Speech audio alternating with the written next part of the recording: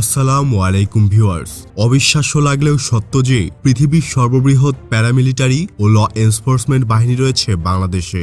বাহিনীটিকে আমরা সবাই চিনি ও জানি, যাদের আমরা ছোটবেলায় ঢিলেঢালা খাকি, কাঁধে ব্যাগের মতো ঝোলানো 303 ও টুপি পরিহিত অবস্থায় দেখে দেখে বড় হয়েছি। তবে আধুনিকায়ন ও উপযুক্ত প্রশিক্ষণে এরাও আজ একটা কার্যকর উপযুক্ত বাহিনীতে পরিণত হতে পেরেছে। হ্যাঁ, বাংলাদেশ আনসার ও ভিডিপি পৃথিবীর সর্ববৃহৎ একক বাহিনী। বর্তমানে অ্যাক্টিভ ও রিজার্ভ মিলে 60 লক্ষাধিক সদস্য রয়েছে আনসারে। সংখ্যাটা দেখুন একবার, 60 লক্ষ। কখনো যুদ্ধ হলে তারা প্রত্যেকে সেনাবাহিনীর কমান্ডের রিজার্ভ বাহিনী হিসাবে যুদ্ধে সক্রিয়ভাবে অংশগ্রহণ করবে। মানে আনসার বাহিনী বাংলাদেশের যুদ্ধ সামর্থ্যকে আরও দৃঢ় করেছে। আনসার আরবি শব্দ, এর অর্থ সাহায্যকারী। 1971 সালে স্বাধীনতা যুদ্ধের সময় আনসার সদস্যরা পাকিস্তানের বিপক্ষে যুদ্ধ করতে মুক্তিবাহিনীতে যোগদান করে। দেশ স্বাধীনের পর আবার বাংলাদেশ আনসার আইন দ্বারা এই বাহিনী যাত্রা শুরু করে। বর্তমানে বাংলাদেশ আনসার দেশের অভ্যন্তরীণ নিরাপত্তা, আইন প্রয়োগ ও সংরক্ষণের জন্য গঠিত একটি বাহিনী।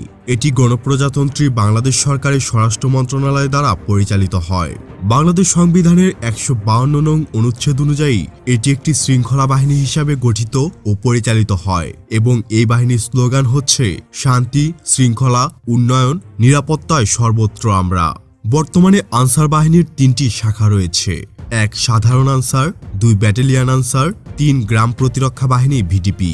তাদের সম্মিলিত আকার 60 লক্ষাধিক, যা প্যারামিলিটারি বা একক বাহিনী হিসাবে পৃথিবীর সর্ববৃহৎ বাহিনী।